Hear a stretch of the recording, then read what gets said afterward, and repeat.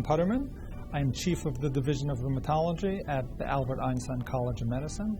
I'm also Professor of Medicine and of Microbiology and Immunology. The RISE 2.0 test is helpful in multiple clinical scenarios. We use it to help in the diagnosis of symptomatic patients, to help in the diagnosis and differential diagnosis between lupus and other connective tissue disease.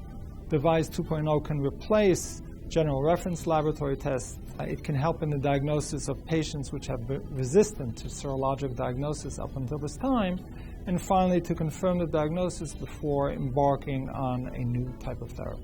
So this was a 27-year-old African-American woman who was referred because of a positive ANA and a history of widespread myalgia and arthralgia.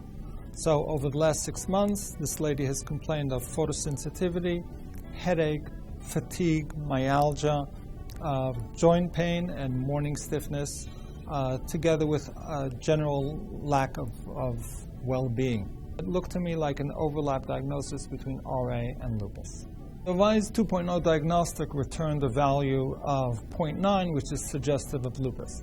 Specifically, the tests were positive for ANA, the MCV was positive, rheumatoid factor was positive, IgM and IgA, and anti-SSA or anti-Rho. In addition, EC4D and BC4D were positive by flow cytometry.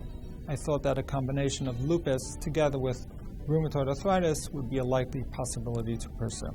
So before we embarked on treatment, I wanted to confirm the diagnosis. We also sent her for an X-ray of her hands, which showed erosions, small erosions, in her carpal bones. This was supportive and consistent with our clinical diagnosis that we made based upon the patient presentation, the RISE, and the clinical history. I started the patient on a low dose of prednisone, 10 milligrams per day, methotrexate, 10 milligrams per week.